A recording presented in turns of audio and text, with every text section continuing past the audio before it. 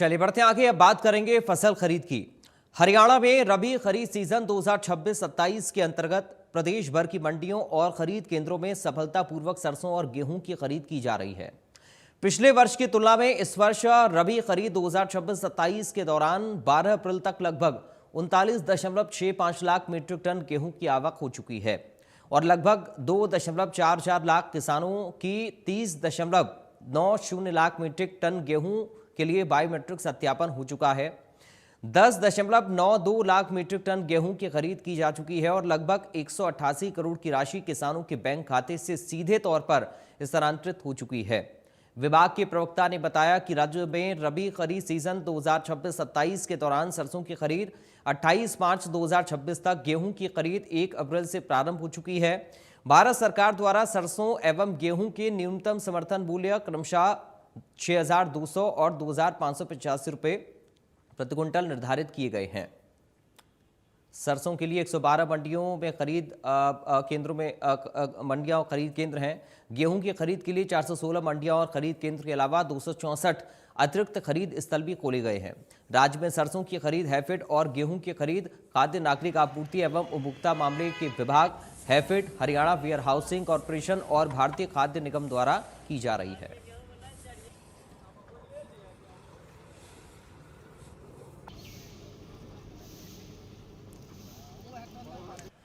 करनाल से विकास कुमार लाइव जुड़ गए हैं, हमारे संवाददाता। करनाल में विकास, क्या अभी आप देख रहे हैं फसल खरीद को लेकर? जी बिल्कुल, मैं आपको बता दूं, करनाल जिले में आवक लगातार दिन प्रतिदिन तेज होती नजर आ रही है। किसान अपनी फसल लेकर मंडियों में पहुंच रहे हैं, मगर कल की बात करें तो कल कहीं ना कहीं पोर्टल है कम से कम 10 घंटे पूरा बंद रहा, क्योंकि पोर्टल में कोई टेक्निकल फॉल्ट आ गया जिसके चलते खरीद नहीं हो पाई और पोर्टल पूरी तरह 10 घंटे बंद रहा। क्योंकि देखा गया है कि लगातार पहले मौसम बदलाव देखा गया था, किसान फसल काटने में असमर्थ हो रहा था, मगर अब लगातार मौसम में बदलाव होता नजर आ रहा है। खिलखिलाती धूप लग रही है और लगातार गर्मी बढ़ रही है, जिसके चलते किसान अपनी फसल लगातार काट रहा है। और बात करें तो पहले 8 बजे तक का, सुबह 6 बजे से 8 बजे तक का समय रखा गया था, मगर अब पूरे 24 घंटे का समय रख दिया। किसान अपनी फसल रात को भी ला सकता है, रात को भी यहाँ पर खरीद हो सकती है। और लगा आज करनाल की बात करें तो आज तक की बात करें तो करनाल में 3,66,000 मैट्रिक टन के आसपास यहाँ पर गेहूं की फसल पहुंच चुकी है और 2 लाख के करीब यहाँ पर जो है सरकारी एजेंसी के द्वारा खरीदी जा चुकी है। जी विकास, किसी तरह की कोई दिक्कत परेशानी किसानों को तो नहीं आ रही है?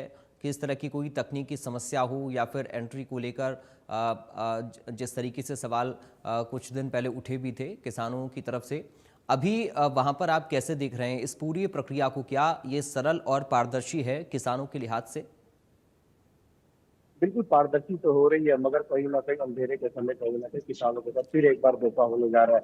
हमने कल फैक्टा से एक खबर भी दिखाई थी कि डिजिटल कंडा सरकार के द्वारा मान्य किया गया था कि जो खरीद जो तुलाई होगी डिजिटल कंडे के द्वारा होगी, मगर कहीं ना कहीं जो आड़ती है वो दूसरे नॉर्मल कंडे से तुलाई करते नजर आ रहे हैं। तो लगता है कि जैसे धान घोटाला भी बड़े स्तर हुआ, कहीं ना कहीं गेहूं घोटाला भी बड़े होने की आशंका है। क्योंकि करनाल मंडी में कल हमने एक रात के समय में भी एक खबर दिखाई थी। ये जो चीज लगातार देखा जाए तो कहीं ना कहीं, क्योंकि देखा जाता है कि जो तलाई होती है कहीं ना कहीं उसमें नॉर्मल कंडे से ऊपर नीचे हो जाती है, जिसके चलते कहीं ना कहीं आड़ती अपना फायदा सोचता है और ये तुलाई को कम कर देता है। क्योंकि डिजिटल कंडा एक ऐसा कंडा होता है वो पूरी तुलाई करेगा और कहीं ना कहीं जो सरकार को जो आड़ती है सरकार को चूना लगाने की कोशिश करते नजर आए। क्योंकि रात के समय की बात करें तो मंडी प्रशासन की बात करें तो सिर्फ गेट पास वाले जो ड्यूटी होती है सिर्फ वही रह जाते हैं और उनके रोज और सारे अपने घर को चले जाते हैं।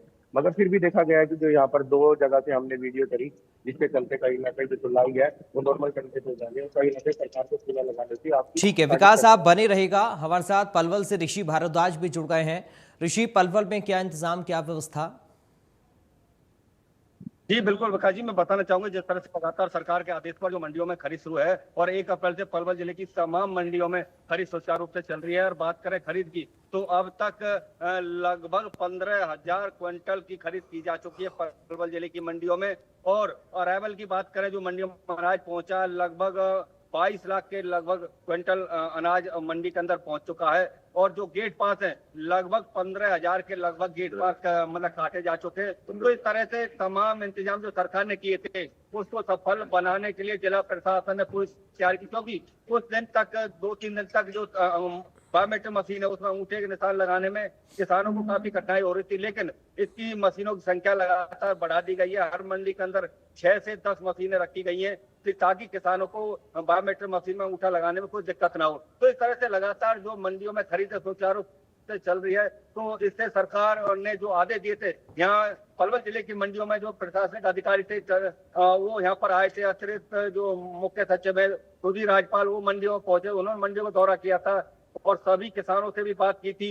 लेकिन बात करें जिस तरह से जो किसान है मंडी में फसल लाते तो पहले कांटा करा कर लाते बाहर से, फिर कांटा कराने के बाद फिर जो उनके आड़ती होते हैं उनके पास खिलाकर चले जाते हैं। तो किसान बहुत कम मात्रा में मंडी में मिलते हैं, ज्यादातर मजदूरी रहते हैं, क्योंकि किसान को जो आड़ती वो पहले कह देते हैं कि कांटा करा लाओ, जितनी आपकी अनाज की जितनी है उसको यहाँ पर चेक किया जाता है कांटे के द्वारा, फिर खला कर किसान यहाँ से चला जाता है। तो इसलिए मंडियों में किसी प्रकार की समय कोई किसानों को नहीं है, खाने से लेकर पीने तक।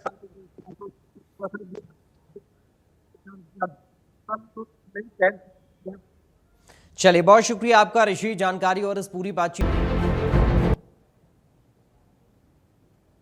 वहीं प्रदेश में कई स्तर पर बड़े स्तर पर फसल खरीद जारी है। हरियाणा में रबी खरीद सीजन 2026-27 के अंतर्गत प्रदेश भर में मंडियों और खरीद केंद्रों की सफलतापूर्वक सरसों और गेहूं की खरीद की जा रही है। पिछले वर्ष की तुलना में इस वर्ष रबी खरीद 2026-27 के दौरान 12 अप्रैल तक लगभग 39.65 लाख मीट्रिक टन गेहूं की आवक हो चुकी और लगभग 2.44 लाख किसानों का 30.90 लाख मीट्रिक टन गेहूं हेतु बायोमेट्रिक सत्यापन हो चुका है। वहीं आपको बता दें कि 10,92,000 मीट्रिक टन गेहूं की खरीद की जा चुकी है और लगभग 188 करोड़ की राशि किसानों के बैंक खातों में सीधे तौर पर स्थानांतरित हो चुकी है। विभाग के प्रवक्ता ने बताया कि राज्य में रबी खरीद सीजन 2026-27 के दौरान सरसों की खरीद 28 मार्च 2026 एवं गेहूं की खरीद 1 अप्रैल से आरंभ हो चुकी है। भारत सरकार द्वारा सरसों एवं गेहूं का न्यूनतम समर्थन मूल्य यानी एमएसपी क्रमशः 6200 और 2,585 रुपए प्रति क्विंटल निर्धारित किया गया। राज्य में सरसों की खरीद के लिए 112 मंडियां या खरीद केंद्र खोले गए हैं तथा गेहूं की खरीद के लिए 416 मंडियां और खरीद केंद्र के अलावा 264 अतिरिक्त खरीद स्थल भी खोले गए हैं। राज्य में सरसों की खरीद हैफेड एवं गेहूं की खरीद खाद्य नागरिक आपूर्ति एवं उपभोक्ता मामले विभाग, HAFED, Haryana warehousing corporation तथा भारतीय खाद्य निगम द्वारा की जा रही है। तो लगातार मंडियों में तैयारियां की जा रही हैं, फसल खरीद जारी है।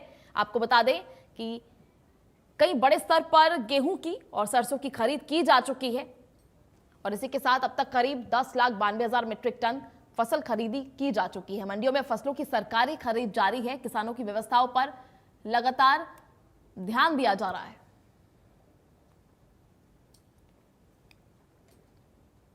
चलिए, वहीं ज्यादा जानकारी के लिए हमारे सहयोगी दिनेश कौशिक इस वक्त हमारे साथ लाइव जुड़ चुके हैं। दिनेश, क्या कुछ जानकारी है? फिलहाल मंडियों का क्या कुछ स्थिति बनी हुई है? लगातार एक तरफ प्रशासन दावे कर रही है पर मंडियों में किसानों की स्थिति थोड़ी सी खराब भी नजर आ रही है। बिल्कुल, देखिए यदि हम रोहतक की बात करें तो सापला, कलानौर, महम, रोहतक, किलोई और लाखनवादा अनाज मंडी में अब तक लगभग 4 लाख क्विंटल गेहूं आ चुका है। ये जो रफ्तार है ये काफी धीमी इसलिए भी है क्योंकि पिछले कुछ दिनों से मौसम खराब था और इक्का दुक्का किसान ही जो गेहूं अपना निकाल रहे हैं, उनके खेतों में मशीन चली हुई है।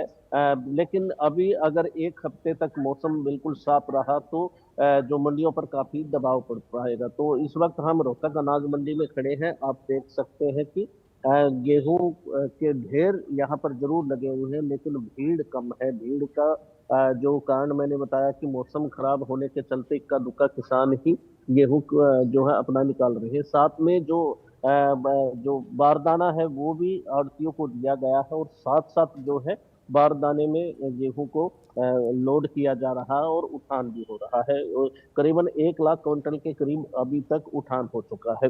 हालांकि जो रोहतक के डीसी है सचिन गुप्ता, उन्होंने स्पष्ट किया है कि ज्यादा से ज्यादा उठान और जल्द से जल्द उठान होना चाहिए। गेट पास को लेकर फिलहाल यहाँ पर कोई दिक्कतों का सामना नहीं, छोट-मोट घटनाओं को लेकर यहाँ पर कोई दिक्कत नहीं आ रही है। मंडी के चारों तरफ गेट पास और जो कच्ची मंडियां बनाई गई है वहां पर भी जो है गेट पास और बायोमेट्रिक की सुविधा दी गई है। बहरहाल मंडियों पर लोड नहीं है इसलिए जो आसानी से काम हो रहा है। यदि एक साथ कई ट्रैक्टर या फिर कई किसान गेहूं लेकर आते हैं तो ऐसा अंदेशा लगाया जा रहा है कि मंडियों पर काफी लोड होगा। हालांकि जो मंडी प्रशासन का या फिर प्रशासन का दावा है कि किसानों को किसी भी प्रकार की असुविधा यहाँ पर नहीं होने दी जाएगी। किसानों के लिए जो पर्याप्त सुविधा, जो मूलभूत सुविधाएं हैं वो तो यहाँ पर दी ही जा रही है। साथ ही जो बायोमेट्रिक और जो गेट पास में जो दिक्कतें आ रही थी उसको भी जो है यहाँ पर सुचारू किया जा रहा है। कर्मचारियों की जो संख्या है वो एक्स्ट्रा बढ़ाई गई है ताकि किसी भी किसान को दिक्कतों का सामना नहीं करना पड़े।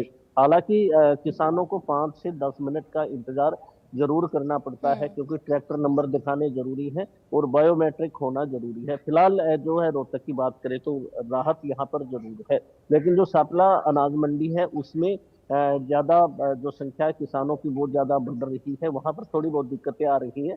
ऐसे में जो विपक्ष के जो नेता हैं वो लगातार मंडियों का दौरा कर रहे हैं। हालांकि सरकारी जी। अधिकारियों ने या फिर जो नेताओं ने ये कहा कि वो भी मंडियों का लगातार दौरा कर रहे हैं और किसी भी प्रकार की सुविधा किसानों को नहीं आने दी जाएगी। यदि मौसम साफ रहता तो जो मंडियों पर काफी दबाव पड़ता, एक साथ कई किसान अपना गेहूं लेकर आते, तो फिलहाल ऐसी स्थिति यहाँ पर देखने को नहीं मिल रही है। चलिए ठीक है दिनेश, बहुत बहुत शुक्रिया आपका हमारे साथ जुड़ने के लिए और तमाम जानकारी साझा करने के लिए। चलिए ज्यादा जानकारी के लिए हमारे सहयोगी अमित विश्वकर्मा इस वक्त हमारे साथ लाइव जुड़ चुके हैं। अमित, क्या कुछ स्थिति फिलहाल बनी हुई है मंडियों को लेकर? लगातार किसानों की शिकायत आ रही है, प्रशासन के दावे हुए, सरकार के बड़े बड़े दावे सामने आ रहे हैं, क्या कुछ स्थिति जो है धरातल पर बनी हुई है फिलहाल?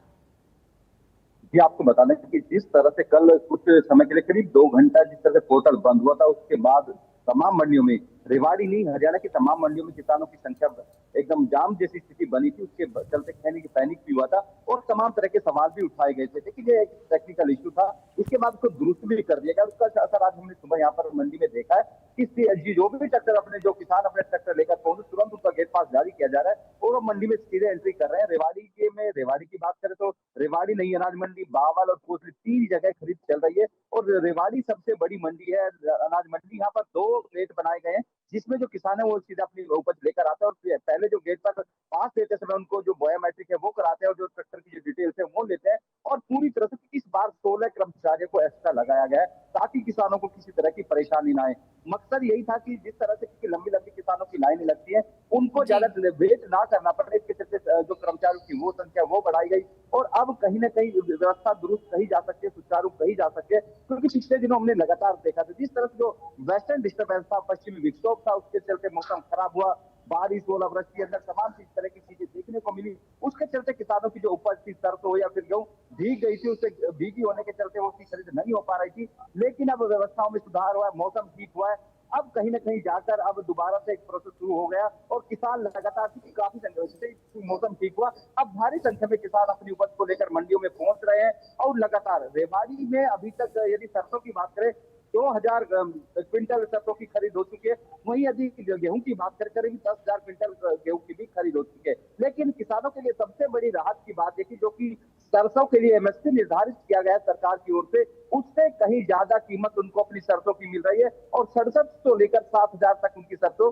ओपन मार्केट में बिक रही। जब मंडी पहुंचते थे यहाँ पर प्राइवेट आड़तियों द्वारा उसकी खरीद कर ली जाती है। लेकिन जिस तरह से पिछले दिनों हमने देखा विपक्ष की ओर से तमाम सवाल उठाए गए, बायोमेट्रिक की व्यवस्था हो, फिर तमाम अन्य सवालों लाइन लगने की बात हो, सरकार ने भी कहीं ना कहीं ज्यादा एक्टिव मोड में दी। जब मुख्यमंत्री कल विधायक दल की बैठक ले रहे थे उसमें स्पष्ट विधायकों को आदेश दिया गया कि वो किसानों के बीच पहुंचे, मंडियों में पहुंचे और व्यवस्थाओं में सुधार कराएं। उसका असर दिखाई भी दिया है, लगातार कहीं ना कहीं मंडियों में व्यवस्थाएं बेहतर होती हुई दिखाई दे रही है।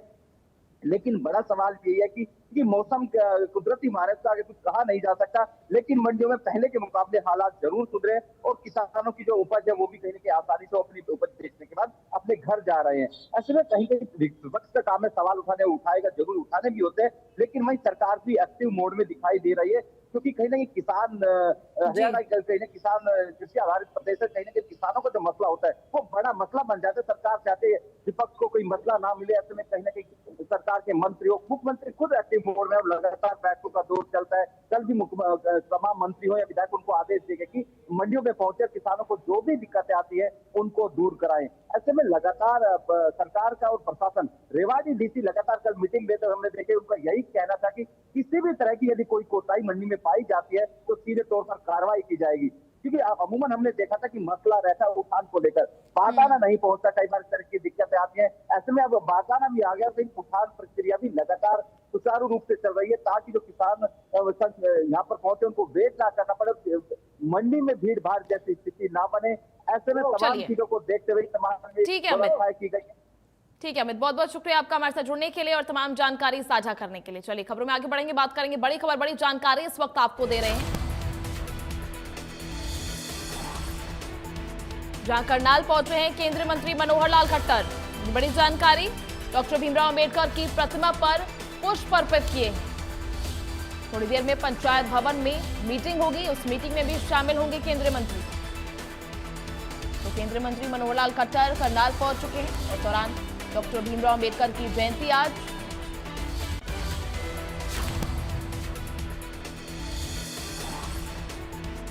करनाल पहुंचे केंद्रीय मंत्री मनोहर लाल, अंबेडकर जयंती की प्रतिमा पर पुष्प अर्पित किए। वहीं थोड़ी देर में पंचायत भवन में मीटिंग होगी, इस मीटिंग में भी शामिल होंगे केंद्रीय मंत्री।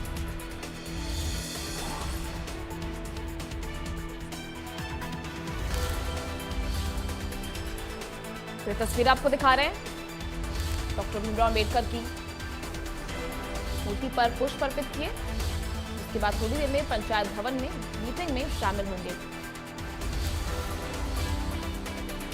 बीजेपी कोर कमेटी की ये अहम मीटिंग, इस दौरान केंद्रीय मंत्री भी इसमें शामिल होंगे। लगातार कई राजनीतिक मुद्दों पर चर्चा की जाएगी। करनाल में केंद्रीय मंत्री मनोहर लाल, तस्वीरें लगातार आपको दिखा रहे हैं। चलिए खबरों में आगे बढ़ेंगे, बात करेंगे सोनीपत की, जहां आंगनबाड़ी केंद्र में बड़ी लापरवाही सामने आई है। प्रोटीन मिल्क बार में कीड़े मिले। सैदपुर क्षेत्र में कई घरों में मिल्क बार बांटी गई। मिल्क बार में कीड़े मिलने से हड़कंप मच गया। सीडीपीओ ने जांच के भी निर्देश दिए। तो ये तस्वीर आपको दिखा रहे हैं किस तरह प्रोटीन बार में कीड़ा मिला है। आंगनबाड़ी केंद्रों में गर्भवती महिलाओं और बच्चों को वितरित की जा रही प्रोटीन मिल्क बार में गंभीर लापरवाही का मामला सामने आया।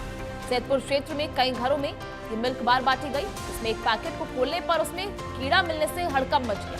इसके बाद ये मामला तेजी से चर्चा में आ गया। स्थानीय लोगों के अनुसार ये मिल्क बार जनवरी 2026 में निर्मित बताई जा रही है, जबकि इसकी एक्सपायरी डेट 25 अप्रैल 2026 है। एक्सपायरी से पहले ही उत्पाद में इस तरह की खराबी मिलने से सप्लाई प्रक्रिया और गुणवत्ता जांच पर सवाल खड़े हो गए।